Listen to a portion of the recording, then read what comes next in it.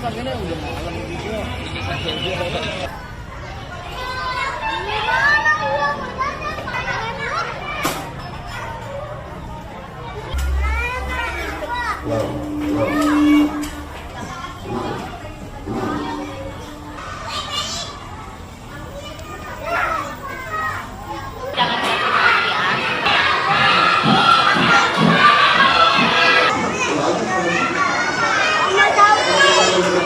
Kolomnya satu. SDM kolomnya satu.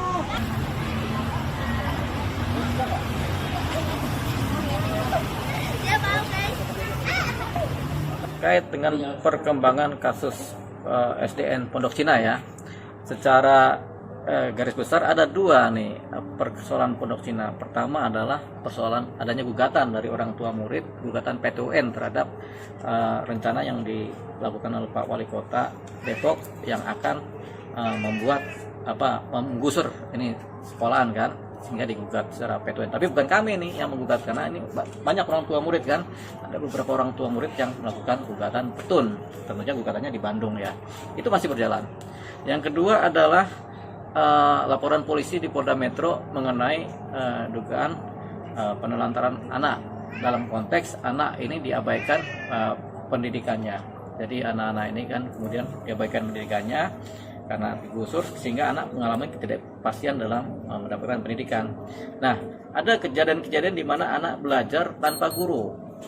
Kemarin itu kan, anak belajar tanpa guru sampai 1 minggu, 2 minggu, 3 minggu tanpa guru sama sekali. Dan kemudian ada emosi-emosi di mana ada situasi, cerita-cerita di mana mereka akan digusur, sekolahnya akan ditutup segala macam, sehingga anak mengalami trauma ya. Nah, itu kita jadikan laporan polisi. Kemudian laporan ini berjalan. Pertama kami sudah di BAP, orang tua murid juga sudah, saksi sudah. Nah, SDN Pondok Cina diambil beberapa sampling dari anak, dari sekian banyak anak nih, kelas 1 sampai kelas 6 diambil sampling anak yang kemudian diinterview. Tapi sebelum mereka diinterview di Polda oleh pihak penyidik, mereka terlebih dahulu di asesmen. Di asesmen itu dites secara kejiwaan melalui tes kesehatan mental, dilakukan di Psikologi Universitas Indonesia, Fakultas Psikologi Universitas Indonesia oleh Departemen Kesehatan Mental Psikologi UI. Udah dites mereka semua, diambil sampling beberapa anak ini, 11 sampai 15 anak, kemudian dilihat hasilnya. Ternyata semuanya mengalami kondisi gangguan mental yang sifatnya traumatik yang disebut sebagai kondisi distres. Distres ini tingkatannya berada di atas stres gitu. Stres, distres, depresi, baru kemudian yang terakhir bunuh diri atau schizofren, gila. Itu macam-macam, itu perilakunya kan gitu. Nah, anak-anak ini didiagnosa mengalami kondisi distres. Distres yang traumatik, karena anak-anak ini kan kaget, nggak bisa sekolah, kemudian nggak ada guru, kemudian bingung. Nah, itu kebawa sampai sekarang, anak-anak ini merasa kebingungan nih, sebenarnya kepastian berpendidikan bagaimana, ya kan? Jadi mereka masih mengalami traumatik. Tapi hasil dari analisa psikologi adalah itu, distres tadi, gangguan mental ya, gangguan kesehatan mental ya, bukan gangguan mental, ya, gangguan kesehatan mental. Kebetulan analisa dari psikologi, kemudian akhirnya orang tua murid dipaparkanlah oleh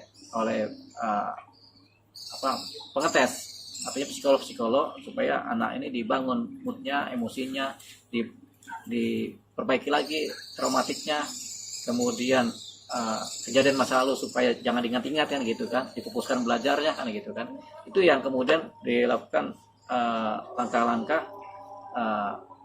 penindakan terhadap trauma tadi kan, karena sudah distres kan, paling nggak diturunkan dari distres, diturunkan menjadi stres atau diturunkan menjadi kondisi normal. Itu yang penyerbuan oleh Satpol PP Kota Depok pada waktu itu kan, yang dimana semua mau dibereskan, ini itu kan anak-anak ada di situ kan, beberapa itu kan.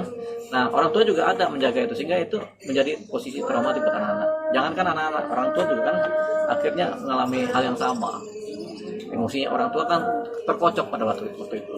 Terkait dengan apa yang dialami anak-anak ini, artinya tentunya ada yang dilaporkan ya, pihak yang dilaporkan ya maksudnya. Tentunya ada, ketika pada saat Desember itulah dilaporkanlah suatu keadaan di mana ada pengabaian, penelantaran terhadap hak-hak pendidikan anak. anak mengalami ketidakpastian kan, karena anak tidak ada dibiarkan tidak ada guru bahkan sampai 1 bulan belajar sendiri tanpa guru, itu kan sangat kejam ya.